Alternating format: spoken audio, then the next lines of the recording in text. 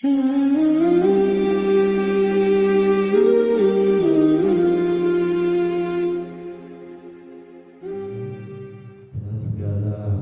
nikmat yang telah diberikan kepada kita semua, dengan waktu yang luang dan nikmat iman Islam, kesehatan, sehingga kita masih mampu untuk melangkahkan kaki kita menuju Masjid Al-Madinah dalam rangka menjalankan sholat subuh berjamaah dilanjut dengan kajian subuh. Mudah-mudahan tentunya harapan kita bersama apa yang kita lakukan di pagi hari ini menjadi wasilah kita nantinya mendapatkan pahala dan surganya Allah Subhanahu wa taala. Amin. Salawat dan salam semoga tercurah limpahkan kepada baginda Nabi Agung Nabi besar Muhammad sallallahu alaihi wasallam, kepada seluruh keluarganya, sahabatnya, dan seluruh umatnya, yang mudah-mudahan kita bersama termasuk di dalam golongannya, sehingga di yaumul akhir nanti kita mendapatkan syafaat dari baginda Nabi besar Muhammad sallallahu alaihi wasallam. Ya Allah, jamaah sholat subuh dan dirahmati Allah Subhanahu wa taala, pagi hari ini di minggu kedua di bulan Agustus, kajian akan disampaikan oleh Ustaz Riyadno. Alhamdulillah beliau sudah bersama kita. Mari kita sama-sama dengarkan, mari kita sama-sama simak apa yang beliau sampaikan. Mudah-mudahan dengan harapan apa yang disampaikan ke para jamaah semua, khususnya pada saat ini, semoga menambahkan ilmu dan juga hasil dari kajian pada pagi hari ini bisa kita praktekkan dalam kehidupan kita sehari-hari. Untuk itu, mempersingkat waktu, mari kita buka kajian pada pagi hari ini dengan membaca lafaz basmalah bersama-sama. Bismillahirrahmanirrahim. Kajian akan disampaikan sampai dengan sholat waktu subuh. Bagi jamaah yang akan bertanya, kami persilakan kepada Ustaz Riyadno. Sudah tepat, kami persilakan.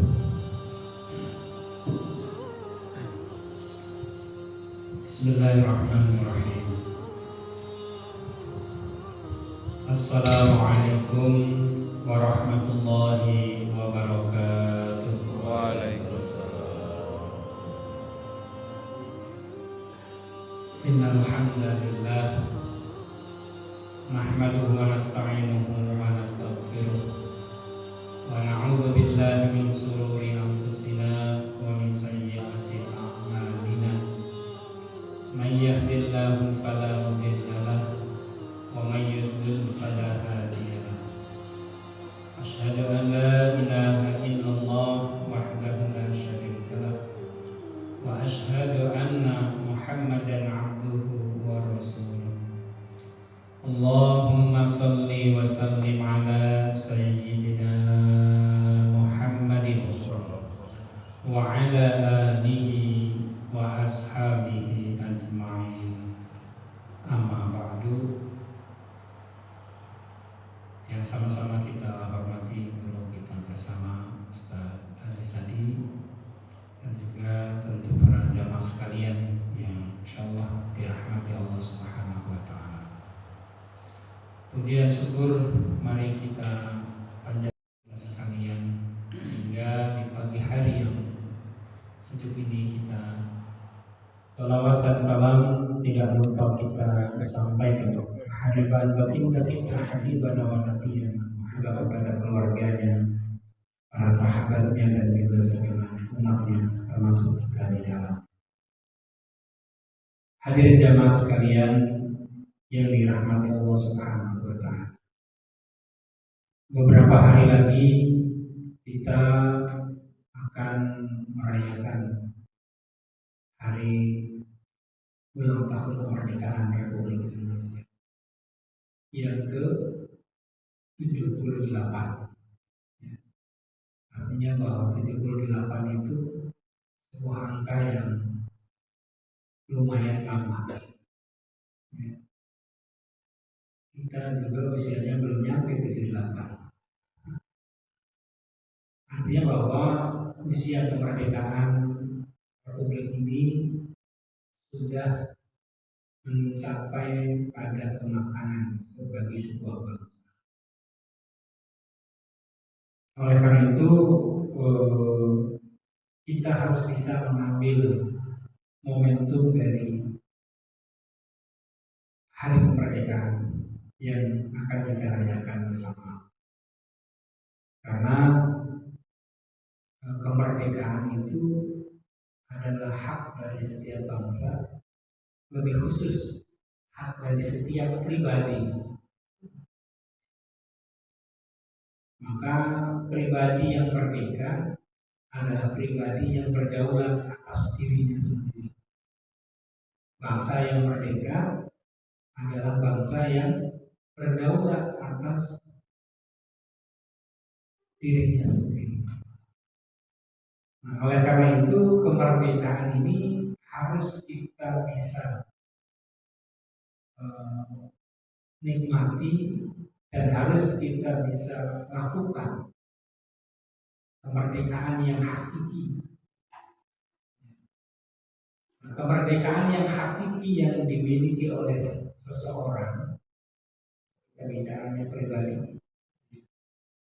Kalau untuk bangsa sudah ada yang mikirin para pemimpin, dengan pemimpin kita diberikan kekuatan oleh Allah untuk membawa bangsa ini ke arah yang lebih baik. Nah, sekarang yang kita pikirin adalah diri kita. Karena memang perintah Allah juga yang harus dipikirkan itu diri kita dulu dan keluarga kita. Ya ayyuhalladzina amanu qu anfusakum wa ahlikum nar. Orang-orang yang beriman, jagalah dirimu dan keluargamu dari api. Nah, oleh karena itu, supaya kita bisa terjaga diri kita, terselamatkan diri kita, maka kita harus menjadi pribadi yang merdeka. Pribadi yang dalam bahasa Arab itu disebut dengan hurriyah.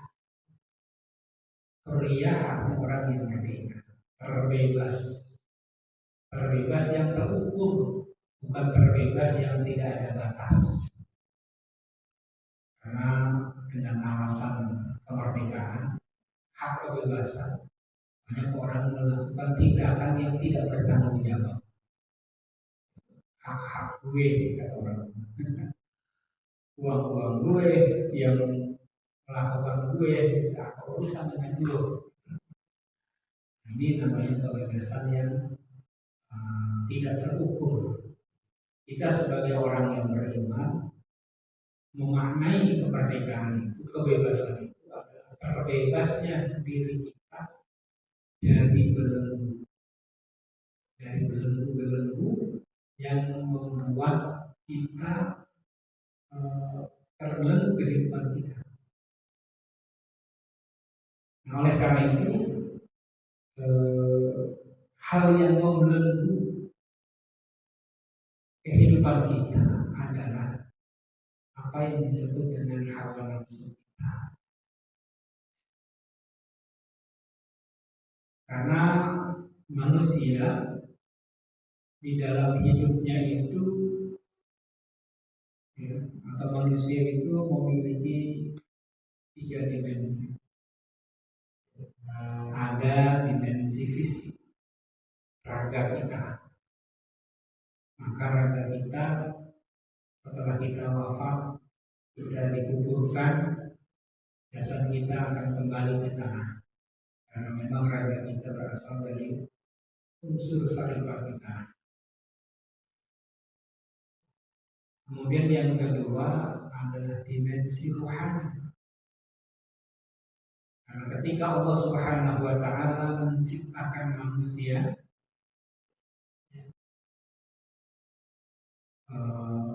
manusia yang pertama, Nabi Adam alaihissalam, Allah ciptakan dari unsur saripati tanah, min sulalatin tin, dari saripati tanah,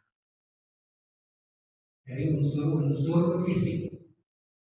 setelah dibentuk, kemudian Allah Subhanahu wa taala meniupkan ruh ke dalam jasad. Wa nafakhtu fihi min ruhi, dan aku tiupkan di dalamnya dari ruhku, min ruhi, ruh ciptaanku. Maka selain fisik, dalam diri kita ada unsur rohani, ruh ciptaan Allah. Nah, kemudian setelah Allah menciptakan jasad, ditiupkan ruh ke dalamnya sehingga kemudian ada kehidupan, maka Allah juga lengkapi kita dengan nafsu. Dengan nafsu. Maka di dalam Al-Quran Allah menjelaskan wa nafsi wa ma sawwaha, wa nafsi dan demi jiwa, wa ma sawwaha dan proses penyempurnaan ciptaan. Nah, jadi antara jasad, rohani dan nafsu itulah kesempurnaan manusia. Maka Allah berfirman di dalam ayatnya, laqad khalaqnakum fi ahsani taqwim. Laqad sungguh benar-benar khalaqnakum, kami ciptakan kamu sekalian fi ahsani taqwim, dalam bentuk yang sesempurna-sempurna. Jadi makhluk manusia itu adalah makhluk yang sempurna. Di dalam dirinya ada unsur fisik jasad, ada unsur ruh Allah yang ditiupkan ke dalamnya, dan ada nafsu yang menyelimuti kehidupannya. Nah, antara kalau fisik sudah jelas yang kita lihat, yang bisa kita raba dengan bangsa indera kita. Nah, yang tidak bisa kita lihat itu adalah unsur rohani dan unsur nafsu.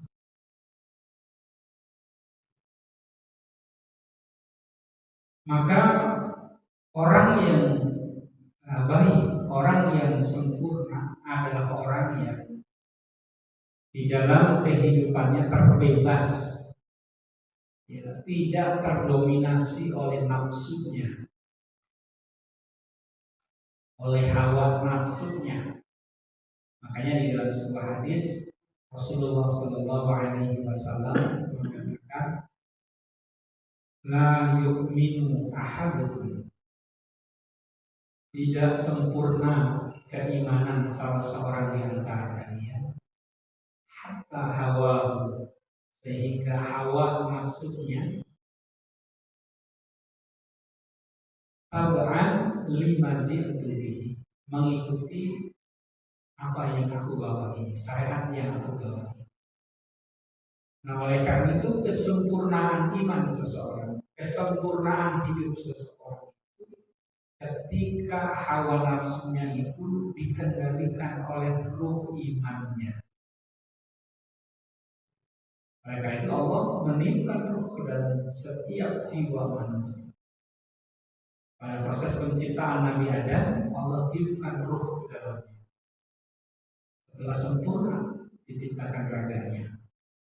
Bagi kita keturunan dari Nabi Adam alaihissalam, maka setelah proses sempurna penciptaan, ya, dari hasil proses pembuahan sel telur dari ibu kita dengan sperma dari ayah kita, kemudian mengalami proses pembuahan, ya, menjadi jalang, maka setelah terbuah menjadi sebuah zigot, kalau dalam bahasa di usia ke-40, ya, terus mengalami proses 40 ke-40 yang ketiga, ini berarti 120 hari 120 hari itu berarti 4 bulan. Maka di usia 4 bulan itulah kemudian meniupkan ruh pada setiap bayi yang dikandung oleh ibunya masing-masing. Maka di usia 4 bulan itu ya, setiap bayi yang ada di kandungan ibu sudah mulai ada kehidupan. Sudah mulai ada kehidupan. Sudah ada ruh di sana.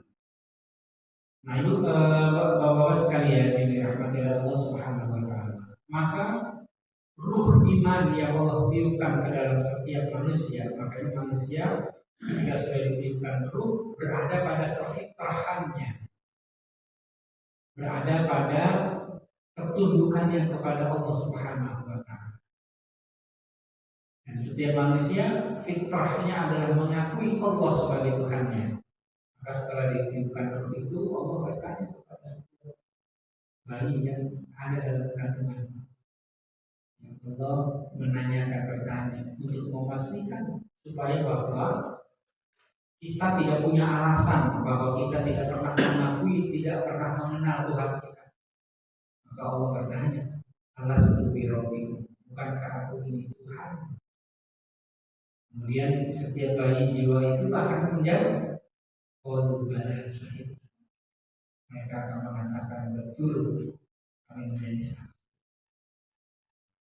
Artinya apa? Artinya bahwa kita semua, manusia semuanya, ketika berada dalam kandungan ibu dan kemudian lahir menjadi bayi, semua berada dalam kefitrahannya, mengakui Allah sebagai Tuhan. Oleh karena itu, kullu mauludin yuladu 'alal fitrah. Setiap bayi yang dilahirkan dalam keadaan fitrah.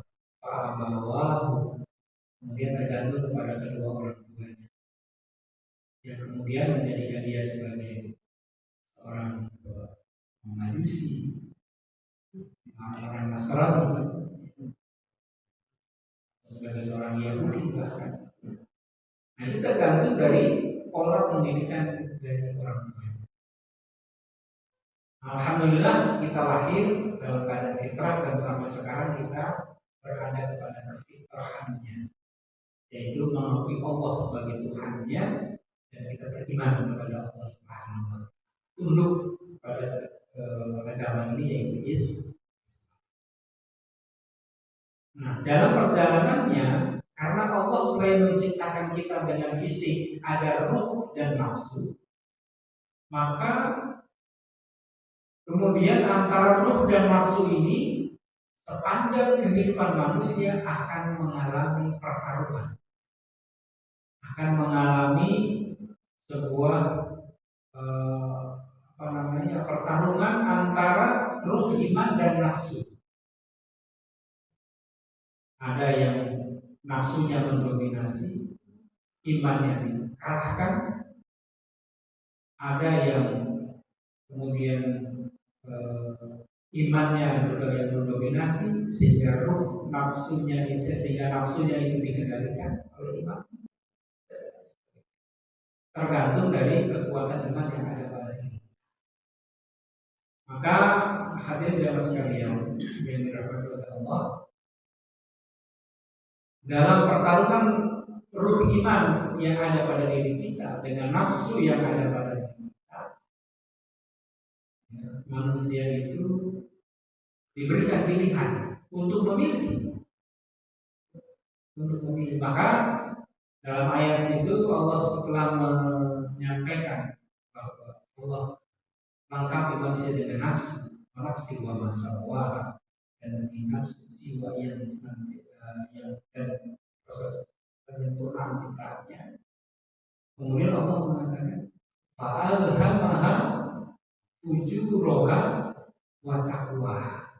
Fa'alhamaha, dan kemudian aku ilhamkan kepadanya fujuraha wa taqwaha, jalan keburukan dan jalan ketakwaan. Nah, jadi kita diberikan pilihan, silahkan. Oleh Allah diberikan pilihan. Kita mau mengambil jalan keburukan, silahkan. Mau mengambil jalan ketakwaan juga silahkan. nggak ada paksaan. Dalam beragama nggak ada paksaan. Maka dalam ayat yang lain Allah menjelaskan, la ikraha fiddin, tidak ada paksaan dalam beragama. Jadi orang mau Islam silahkan, mau tidak Islam silahkan, mau ibadah silahkan, mau tidak ibadah silahkan, mau jadi orang baik silahkan, mau jadi orang buruk silahkan. Allah nggak pernah memaksa. Itu adalah pilihan yang Allah berikan kepada manusia. Maka manusia itu punya kebebasan, fitrahnya punya kebebasan untuk memilih. Dan pilihan yang diambil tentu membawa konsekuensi masing-masing. Kalau jalan kebaikan yang dipilih tentu berujung pada kehidupan yang baik di akhirat. Sebaliknya orang yang mengambil jalan keburukan, maka dia akan mendapatkan akibat yang buruk nanti di akhir kehidupan. Oleh karena itu Allah Subhanahu wa taala mengingatkan kita, qad aflaha man zakkaha. Qad aflaha, sungguh beruntung, sungguh sukses, sungguh bahagia. Man zakkaha, orang yang mensucikan jiwanya, orang yang mensucikan nafsunya. Waqad khaba man dassaha, waqad khaba, dan sungguh merugi man dassaha, orang yang mengotori nafsunya. Nah, oleh karena itu hadirin ya, kuncinya adalah bagaimana mengelola ruh iman dan nafsu dari yang bersemayam di dalam qalbu kita. Karena ruh iman dan nafsu itu bersemayam di dalam qalbu kita. Sehingga Rasulullah SAW mengingatkan kita dalam sabdanya, inna fil jasadi mudghatan. Sesungguhnya di dalam jasad manusia itu ada segumpal darah. Idza salaha salaha sa'irul amal. Apabila baik segumpal darah itu, maka baik seluruh aktivitas amalnya. Wa idza fasadat, dan apabila rusak segumpal darah itu, maka fasadat sa'irul amal, maka rusak seluruh aktivitas amal. Al-Bahiyah, kalau ingat bahwa segumpal darah itu adalah hati. Hati tempat bersemayamnya ruh iman dan juga nafsu itu ya, ditentukan oleh dua pertarungan ini. Maka berdasarkan pertarungan antara ruh iman dan nafsu yang bersemayam dalam qalbu manusia, manusia terbagi menjadi tiga jenis. Yang pertama, manusia yang dalam hidupnya didominasi oleh nafsunya, sehingga ruh imannya dikalahkan. Ruh imannya dikalahkan, didominasi oleh nafsunya. Maka orang yang dalam kehidupannya didominasi oleh nafsunya, seluruh amalnya itu, seluruh pertimbangan dalam langkah yang dia ambil itu adalah pertimbangan nafsu, pertimbangan duniawi. Maka orang yang seperti ini, qalbunya sudah tertutup oleh nafsu, sehingga dia tidak bisa menyerap nur Allah, tidak bisa menyerap hidayah Allah. Maka dalam Al-Quran, innal ladzina kafaru, sesungguhnya orang-orang yang tertutup. Kafir itu kan artinya apa? Tertutup. Innal ladzina kafaru, sesungguhnya orang-orang yang kafir, orang-orang yang tertutup qalbunya dari nur hidayah Allah. Sawa'un, sama saja bagi alaihim, atas mereka. Anzartahum, engkau beri peringatan kepada mereka. Am lam tunzirhum la yu'min, atau tidak memberi peringatan kepada mereka. La yu'minun. Ya. Jadi orang yang sudah didominasi oleh nafsunya itu, ya tertutup kolbunya dari dari hidayah Allah, maka seluruh amal kehidupannya, aktivitas amalnya itu adalah amal yang buruk. Bahkan ketika dia mau melakukan kebaikan saja dalam pandangan manusia, ketika dia melakukan kebaikan itu didasari atas motivasi yang salah. Motivasinya motivasi dunia. Dia berbuat baik menolong orang, dia punya motivasi supaya mendapatkan keuntungan secara dunia. Orang yang seperti ini tidak mengenal hal-hal yang haram. Itu orang yang tertutup hatinya dari iman, dari cahaya Allah. Maka nggak ada hidayah dalam jalan kehidupan. Dia tidak mengenal hal-hal yang haram. Yang penting nafsunya orang seperti ini ibarat orang yang kehausan, tapi dia minum air laut. Semakin dia minum, semakin merasa kehausan. Nafsu begitu, kalau tidak turunin terus tidak ada habisnya. Ya. Bahkan semakin tua semakin jadi. Ada istilah tua-tua keladi. Semakin tua semakin menjadi. Gitu. Nggak ingat umur, nggak ingat rambut. Rambutnya sudah mulai memutih, tapi belum sadar juga. Maka sudah tertutup. Maka dalam Al-Quran itu digambarkan khatamallahu ala qulubi, atau sudah mengunci mati hati mereka. Wa ala sam'ihim wa ala absarihim ghishawa, dengan pendengar mereka, penglihatan mereka, sehingga hatinya tidak bisa menerima hidayah. Maka orang seperti itu seharusnya cuma ya mau dinasehatin sampai mulut berdosa pun nggak akan. Karena yang dia pilih adalah apa? Memuaskan nafsunya. Nah, maka orang yang punya jenis nafsu seperti ini disebut dengan nafsu amarah. Nafsu amarah itu nafsu yang selalu mengajak kepada jalan keburukan. Maka Allah ingatkan dalam Al-Quran surah Yusuf, Allah berfirman, wa ma ubarri'un nafsi innan nafsa la'ammaratun bisu'i. Wa ma ubarri'un nafsi, dan tidak aku bisa terlepas diri dari nafsu. Jadi ayat ini kisah tentang Nabi Yusuf ketika digoda oleh Zulaikha. Dan Nabi Yusuf waktu itu hampir tergoda juga sebagai manusia. Laki-laki mana yang tak tergoda? Didekati oleh seorang wanita yang cantik.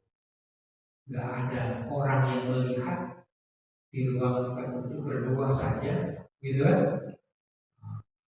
Kalau dia tidak mendapatkan rahmat dari Allah, Bapak rajin sholat ibadah di masjid, tiba-tiba di suatu tempat hanya berdua dengan wanita yang cantik. Antara antara menjaga iman dan tergoda iman kan begitu. Ya, kalau dalam kondisi kayak gini mah nggak ada tantangan, gitu. Kita iman takwa betul. Kalau begitu ada godaan, tergoda tidak ada begitu. Tapi itu juga begitu.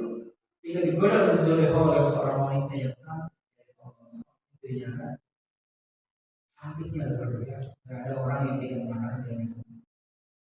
Sering saya gambarkan ya, kalau dia minum sirup marjan itu yang merah warnanya, kalau minum airnya kelihatan perbedaannya. Saking beningnya itu orang kan. Maka manusia mana yang normal pasti tergoda. Termasuk Nabi sendiri lah, udah tergoda. Makanya dia mengatakan, gua mau ubah di nafsi, aku bisa berdaya. Kalau berlepas diri dari nafsu. Innan nafsa, karena sesungguhnya nafsu itu la'ammaratu bisu, selalu mengajak kepada kemungkaran. Kalau ini kartun itu atau di video-video itu kan kalau masih ada yang bisikin, yang sebelah kiri bisikin, ayo lagi nggak ada orang, cantik loh, gitu kita di luar kan begitu. Tapi sebelah kanannya bisik lainnya, itu kan istri orang, itu kan maksiat, gitu kan. Saling membisik itu mana yang lebih kuat gitu kan. Maka ketika ambisi sudah mulai hampir tergoda, minta pertolongan. Karena apa? Inna nafsa la'ammaratu bisu'i. Setiap nafsu itu akan mengajak illa ma rahimah, kecuali nafsu yang dirahmati oleh Tuhan, dirahmati oleh Allah Subhanahu. Jadi kalau nafsunya sudah dirahmati oleh Allah dengan kekuatan ruh imannya, nah tapi karena ruh imannya itu nggak kuat, ya, akhirnya tergoda. Dan ketika tergoda terus dituruti nafsunya dan terus. Akhirnya seluruh kehidupannya didominasi oleh nafsunya, sehingga orang yang dalam kehidupannya didominasi oleh nafsunya nggak ada kebaikan. Hatinya sudah tertutup oleh kufur. Maka orang seperti ini kasihan. Ada jenis manusia yang kedua, antara ruh iman dan nafsunya ini saling mengalahkan. Kadang nafsunya dikalahkan oleh imannya karena imannya kuat. Habis ngaji, habis ibadah, kuat iman. Dari cewek cantik lewat pun, jadi lihat. Kalau sudah kalian terlihat, udah lihat sekali aja. Dalam kemudian lihat, karena harus sekali, ada lihatnya mantap. Gak kedip-kedip, itu sama aja. Jadi ketika ruh imannya kuat, dia cenderung untuk tidak mau melakukan kemaksiatan. Tapi kadang imannya dikalahkan oleh nafsunya. Ketika kondisi iman sedang melemah, karena iman itu kan fluktuatif, ya. Iman yazid terus iman itu kadang-kadang. Tentu yazid bertolak. Bertambahnya kuatnya iman itu dengan ketaatan. Yang musuhil maksiat dan menurunnya kekuatan iman itu karena maksiat yang dilakukan. Kalau jadi iman aku bila iman. Maka perbarui imanmu itu dengan kalimat thayyibah, dengan komitmen terhadap tauhid, terhadap keimanan. Maka ini yang berbahagia. Ketika seseorang kemudian nafsunya kuat, sehingga itu imannya ini dikalahkan oleh nafsunya, maka manusia akan tergelincir kepada kemaksiatan. Nah, ketika tergelincir dalam kemaksiatan, kemudian dia melakukan kemaksiatan itu, setelah melakukan kemaksiatan, kemudian ada rasa penyesalan. Sadar dia melakukan kemaksiatan. Nah, rasa penyesalan itu karena ada iman di dalam diri. Kalau orang melakukan kemaksiatan, kemudian nggak ada perasaan kolbunya itu menyesal, berarti dia sudah didominasi oleh nafsu. Tapi ketika dia melakukan kemaksiatan, terus kemudian ada rasa penyesalan, tandanya bahwa dalam dirinya masih ada iman. Maka ada sarana dalam Islam yang disebut dengan taubat. Istighfar.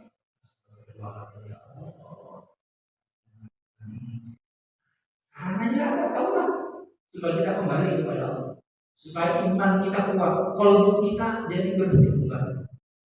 Kan begini. Tapi kalau misalnya kita tidak beristighfar, tidak bertaubat, maka semakin lama semakin kuat nafsu yang mendominasinya. Rasulullah innamal mu'minuna idza aznaba dzamban nuqatu sawbatun fi qalbihi. Kan begitu. Orang yang mukmin itu apabila dia melakukan perbuatan dosa, maka akan ada nuqtah hitam di dalam qalbunya. Qalbu itu putih. Ketika ada kita maksiat, maka ada titik hitam di situ. Kalau bertobat, dia akan putih kembali, bersih kembali. Tapi kalau nggak bertobat, maka hitamnya akan tetap ada. Kemudian maksiat lagi, ada lentok hitam lagi, titik hitam itu semakin banyak titik-titik hitamnya, maka satu saat hitamnya itu mendominasi, bahkan kemudian seluruh kolbunya jadi hitam, itulah kufur. Tertutup dari kita, hanya nggak masuk ke dalam kolbunya. Asal kalau sudah tertutup hitam, kamu susah dicat misalnya, cat orang itu, kata hanya nggak akan bagus, karena sudah tertutup oleh maksiat. Begitu ketika mau ada noda dibersihkan, bening kan. Tapi kalau misalnya nggak ada pertobatan, maka akan menjadi mati, menjadi itulah kondisi kolbu kita. Tapi kalau misalnya kita melakukan kemaksiatan, kemudian kita sadar beristighfar kepada Allah, maka insya Allah akan kembali bersih. Jadi tergantung apa? Tergantung diri kita nih. Kita kan kayaknya kebanyakan di yang kedua, ya kan? Kalau kita bergaulnya dengan orang baik, di masjid, habis ibadah, baca Quran, wah saya imannya luar biasa. Dan begitu kita keluar, gitu kan, berinteraksi dengan banyak orang, berinteraksi untuk mencari kehidupan dunia, kadang kita gitu kan? Maka ada syaratnya. Makanya kenapa Allah itu mewajibkan kita ibadah 5 hari, 1 hari itu 5 kali. Supaya ketika kita sudah mulai lalai hati kita diingatkan untuk menghadap kepada Allah, sujud kembali kepada Allah. Supaya ruh iman kita kuat. Tapi kalau orang kemudian sholatnya ditinggalkan, sholatnya ya misalnya hanya maghrib saja, gitu kan? Ya imannya jadi tidak terlalu kuat, gitu. Sehingga dia mudah tergelincir, imannya mudah dikalahkan oleh nafsunya. Sehingga ketika dia melakukan kemaksiatan, setelah itu dia berpikir, nah rasa menyesal itu sekali lagi menunjukkan bahwa dalam dirinya masih ada. Maka orang yang memiliki jenis nafsu seperti ini, orang yang punya iman, dia ibadah, zikir kepada Allah, melakukan kebaikan, tapi kadang kemudian dikalahkan oleh nafsunya, maka jadi seperti disebut nafsu lawwamah. La uqsimu bi nafsil lawwamah. Dan demi nafsu dan demi jiwa yang senantiasa menyesali dirinya. Jadi orang yang memiliki ini menyesal. Kenapa menyesal? Karena masih ada iman. Maka sekali lagi, orang yang ketika dikalahkan imannya, kemudian dia bertaubat kembali kepada Allah, maka terus wanita iman semakin kuat, maka dia akan menjadi yang ketiga nanti. Tapi kalau misalnya imbang, ya berarti dia berada pada posisi ini, posisi nafsu lawwamah, ada imannya ngalahin, ada imannya dikalahkan. Maka kadang-kadang tempo-tempo baik, tempo-tempo dia sudah ibadah, tempo-tempo dia meninggal kepada. Tergantung mana yang lebih berbiasa. Mudah-mudahan kita harus imannya semakin kuat dan kita meningkat pada kehidupan yang ketiga, yaitu nafsu yang sudah dikendalikan oleh iman. Nah, orang yang nafsunya dikendalikan oleh iman, insya Allah kehidupan jadi baik. Amal-amalnya pun baik, omongannya santun, gitu kan? Akhlaknya baik, interaksi dengan masyarakatnya baik, ibadahnya benar. Ini yang disebut dengan nafsul mutmainnah, ruh iman yang kuat. Kenapa? Karena ibadahnya orang seperti tidak tergoda, karena nafsunya dirahmati oleh Allah, penuh dengan keridhaan. Jadi inilah istiqomah itu ketika nafsunya sudah mutmainnah, nafsunya sudah tenang, gitu kan? Nafsunya sudah terkendali, gitu kan? Tidak liar.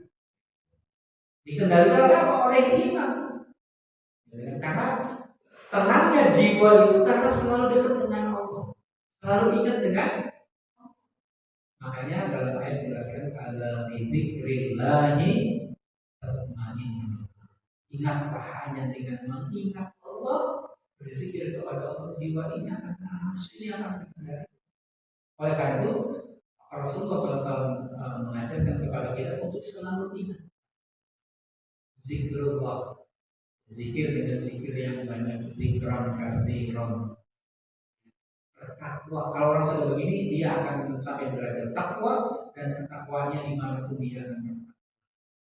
Allah memerintah, Rasulullah memerintahkan kita, ittaqullah haitsu ma kuntum. Bertakwa kepada sekalian dimanapun kau berada. Orang yang memiliki nafsu seperti ini, ketakwaannya sudah luar biasa.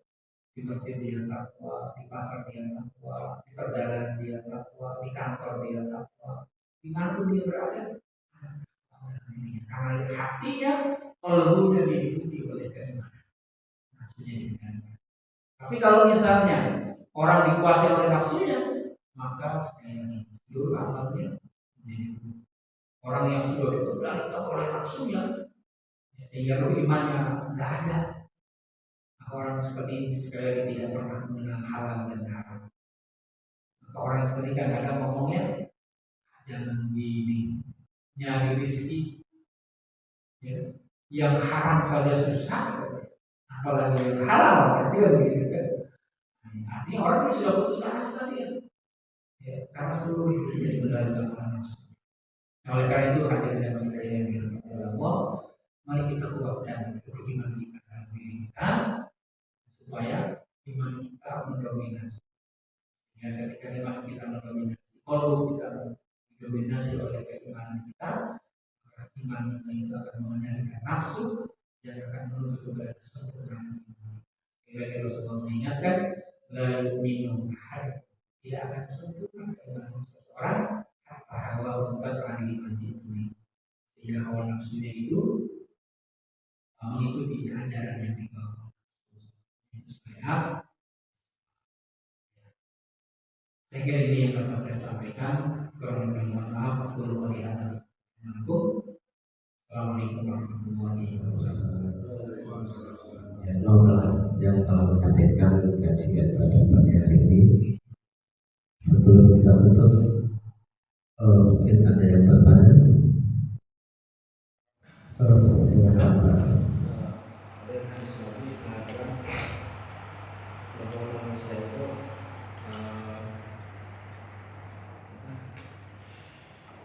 Di akhir hidupnya itu banyak yang seperti apa yang dia senangi. Terus banyak menemui kasus, jadi waktu mudanya beliau itu suka berkebun, nyari apa, mungkin kekuatan pakai cincin, buat cina seperti itu. Nanti suatu saat kalau udah tua itu dia kebanyakan itu enggak ingat Tuhan. Kadang-kadang saya itu diminta tolong untuk menolong seperti itu. Karena saya kontradiksi bagaimana saat tuanya itu dia nggak ingat Allah, padahal waktu mudanya juga seperti itu. Gitu. Mungkin yang ingin saya tanyakan ya, bagaimana kalau kita misalnya menolong hal tersebut gitu. Apa yang bisa kita lakukan terhadap orang tersebut? Jadi saat tuanya biasanya nggak pernah sholat, dia akan lupa dirinya, ambil kayak stres gila. Terus walaupun kalau kita diminta untuk ruqyah, itu biasanya dia nolak, nggak akan. Jadi kita aja sekalian. Memang itu kan masalah hidayah. Masalah hidayah itu adalah rahasia. Ya. Ada orang memang waktu mudanya bahasanya mengal kan, bandel gitu kan misalnya. Ketika suatu saat dia kemudian dia mendapatkan hidayah, dia mati. Ada juga orang yang waktu masa mudanya baik gitu kan. Tiba-tiba karena pergaulan dan seterusnya ya salah gaul bahasanya gitu. Akhirnya di akhir hayatnya dia tidak ingat sama Allah. Gitu kan. Ada juga yang memang dari mudanya namanya baik dewasa juga baik, di dunia juga baik. Nah, itu masalah hidayah. Karena itu adalah hidayah itu hak prerogatif Allah. Kita tidak bisa menjadikan orang itu menjadi beriman atau tidak beriman. Yang hanya bisa kita lakukan oleh ikhtiar saja. Masalah hasilnya itu terserahkan kepada Allah. Itu bagi posisi kita yang ingin mencoba untuk mengingatkan dia bahwa dia dan seterusnya. Bagi setiap diri orang, maka tentu hidayah itu harus dijemput. Hidayah itu harus dijemput. Jangan kemudian kita ntar aja. Memang itu sampai kalau udah tua, memang kita bisa jamin umur kita sampai tua. Tapi kita nggak bisa jamin kan? Nah, oleh karena itu bagi diri kita, ya kita harus menjemput hidayah itu. Bahkan ketika hidayah itu sudah kita miliki, kita pertahankan. Karena setiap manusia itu akan ditentukan di amal perkara. Hadis Rasulullah mengatakan innamal a'malu bil khawatim. Sebenarnya setiap amal itu ditentukan di akhirnya. Kalau sudah akhirnya baik, insyaallah nanti akhirnya. Itu yang kemudian dalam kondisi husnul khawatim. Tapi kalau di akhir hayatnya itu dia amalnya buruk, itu yang disebut dengan suhul khawatim. Karena kita setiap sholat kita selalu minta kepada Allah, inna as'aluka husnal khawatimah wa na'udzubika min su'il khawatimah. Mohon kepadamu kehidupan yang baik di akhir, dan aku berlindung kepadamu dari akhir yang buruk. Jadi kalau dari sisi pribadi kita meminta kepada Allah agar akhir itu harus baik. Dengan cara melakukan kebaikan. Karena memang setiap orang itu di akhir hayatnya ditentukan oleh kebiasaan waktu masih hidupnya. Kebiasaan waktu hidupnya dia biasanya baik, akhirnya itu akan berujung kepada dalam hadis yang dijelaskan, siapa yang di akhir hayatnya sakaratul mautnya dia bisa mengucapkan kalimat thayyibah, dia akan masuk surga. Orang yang hidupnya sekarang masih kuat, masih jaga gitu ya, mungkin dia mengucapkan la ilaha illallah bisa, gitu kan? Mengucapkan la ilaha illallah itu mudah. Tapi bagi orang yang pada saat sakaratul maut, susahnya. Pengennya disebut la ilaha illallah gitu kan? Baru la ilaha dicabut sama Allah, jadi ateis, ya kan? Tidak punya Tuhan dia. Kenapa?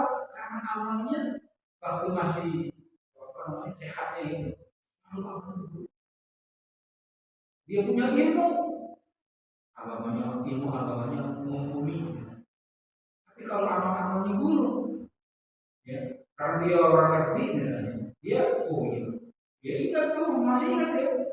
Karena siapa yang berkait dengan sapi bayi Allah, dia akan masuk surga. Sehingga mulutnya mau mengucapkan itu. La ilaha illallah.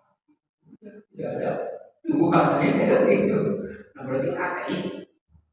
Alhamdulillah. Itu syukur. Tapi bagi orang yang amalnya baik, gitu, ketika dia hayatnya dia orang yang baru sampai la ilaha, ditarik kaget dia, makanya belarak kan gitu. Itu berarti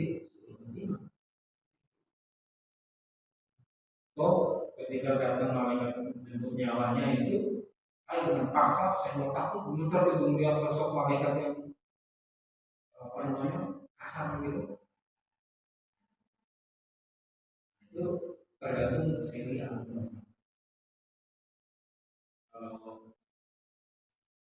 Umar bin Khattab itu malaikatnya dimarahin. Mau dalam sebuah riwayat dijelaskan ketika dia mau ngambil dengan muka mimik yang memang mencabut nyawa itu kan nggak ada senyum-senyumnya gitu. Ketika dapat dibentak oleh Umar, akan kamu sini. Satu-satunya sahabat yang membentak malaikat itu Umar bin Khattab. Luar biasa.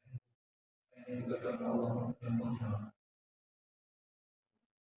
Dia nengok, nggak nggak ada senyum-senyumnya. Ya, so, jadi dia balik lagi kata riwayat begitu. Namanya Allah, kenapa kamu nggak bisa nyambut nyawanya? Rasanya dimarahin. Gitu, bahasanya. Kalau tentu umat baik-baik. Bahasa kita ini begitu kira-kira dialog antara. Akhirnya dia datang dengan senyum.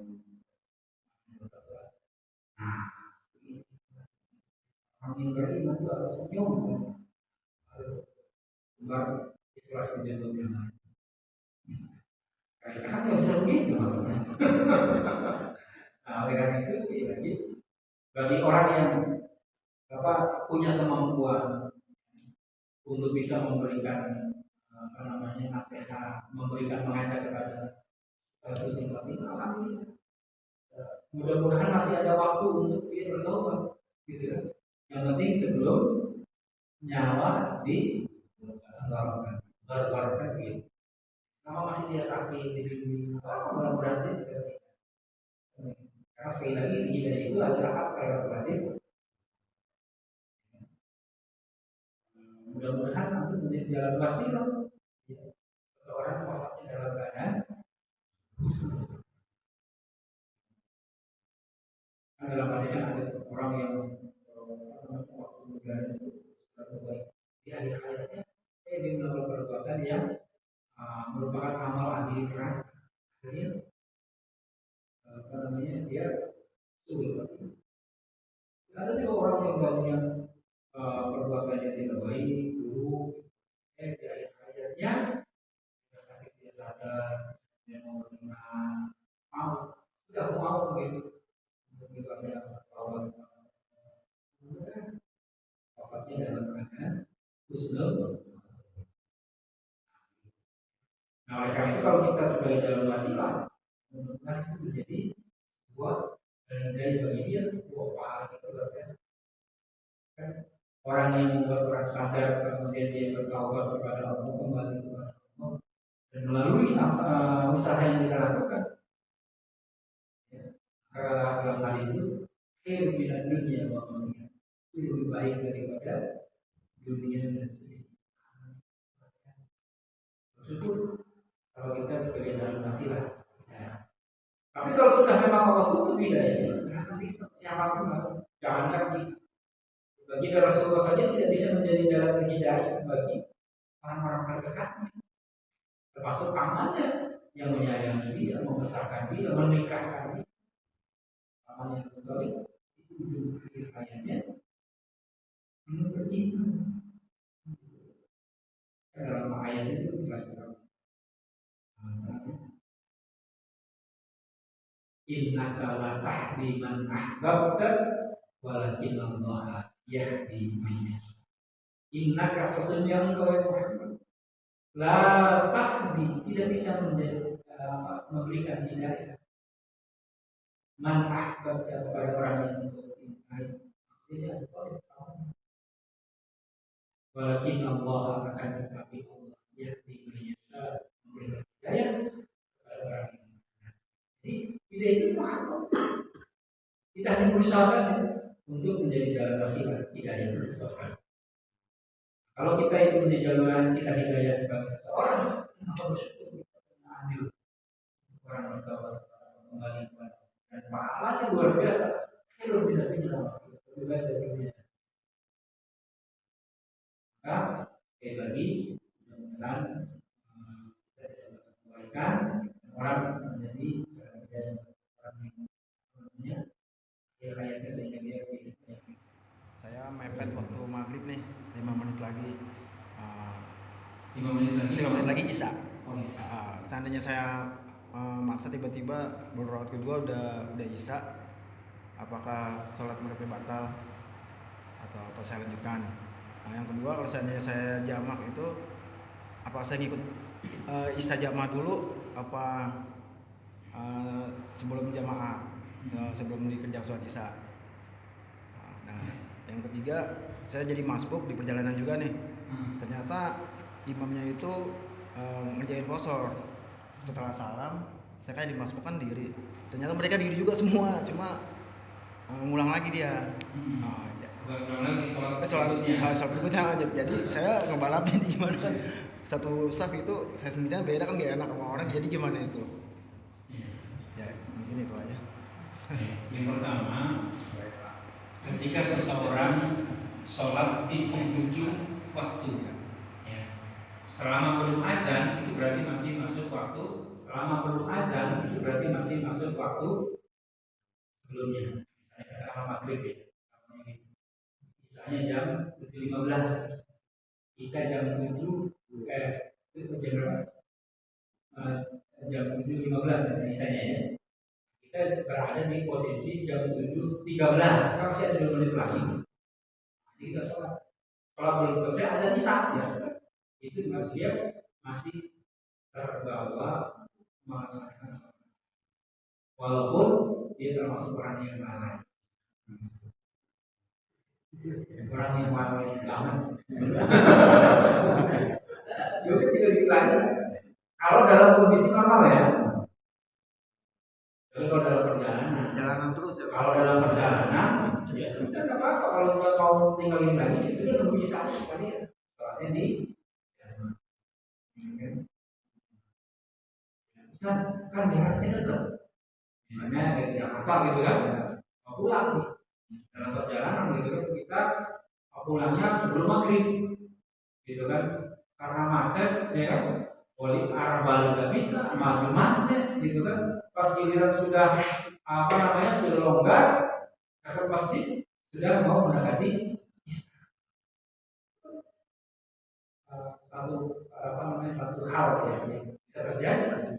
Makanya kemudian fikih itu mengalami perkembangan. Ya, maka Yusuf Al-Qaradawi rahimahullah, dalam fatwanya itu bahwa sholat jamaknya seseorang itu memang ditentukan oleh jarak. Tapi untuk kondisi sekarang ini, jarak itu bukan menjadi satu-satunya ukuran untuk sholat itu bisa dijamak. Dilihat dari mana? Dari tingkat kesulitan yang disebut dengan masyaqqah namanya. Kalau tingkat kesulitannya seperti itu tadi, ya kan, kita pulang sebelum maghrib, setelah maghrib mau menjelang isya, kita masih perjalanan, macet kondisinya. Jangankan yang bawa mobil, bawa motor saja macet, gitu kan? Zaman sekarang ini kan, mundur nggak bisa, arah berbalik nggak bisa. Gitu kan? Pas giliran longgar, dekat ada musola atau masjid, nah, sudah dijamak saja. Kita sholatnya apa? Sholatnya isya dulu, baru kemudian maghrib. Karena isya kan ikut berjamaah dengan imam. Ya.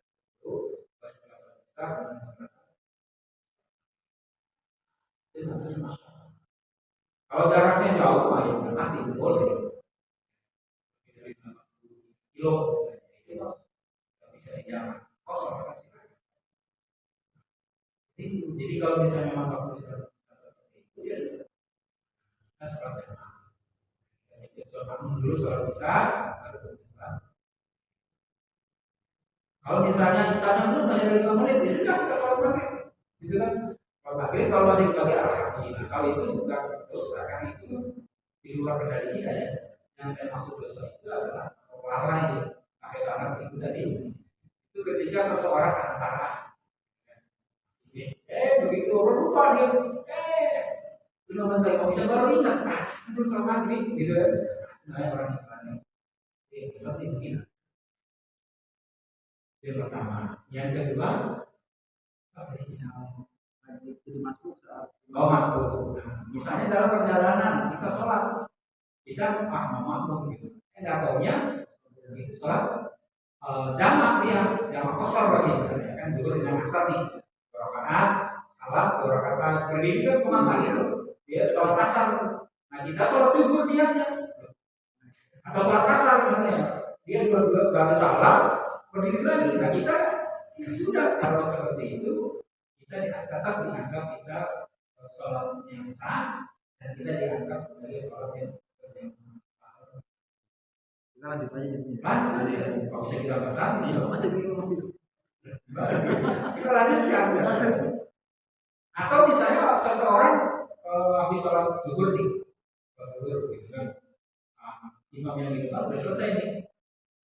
Kita lihat ada orang lagi sholat, kita ikut sholat di belakang makmum. Tahu kan? Karena kalau kita makmum dia nggak ngerti nih yang sholat ini, gitu kan? Dia nggak ngerti namanya. Dia lanjut di sholat gitu. Pas 2 rakaat dia salam, katanya dia sholat sunnah. Ya kan? Sholat sunnah gantian misalnya. Nah kita makmum kepada dia, gitu kan? Ya sudah nggak apa-apa, kita nggak usah batalkan. Kita terus pahala. Gitu. Jadi kalau misalnya kita kondisinya masbuk, kita nggak tahu dia sholat apa, kita apa? Lanjutkan. Kenapa? Karena pahala sholat berjamaah itu kan lebih utama daripada sholat. Bahkan ketika seseorang misalnya sholatnya terlambat, kamu udah selesai semua nih, udah salam semua, nggak ada yang ini, nggak ada yang masuk gitu. Terus sudah sholat, kita baru datang mau sholat. Kita kalau pengen dapat pahala berjamaah, minta kepada salah satu jamaah untuk jadi makmum kita. Boleh. Sholat, saya pengen dapat pahala berjamaah gitu.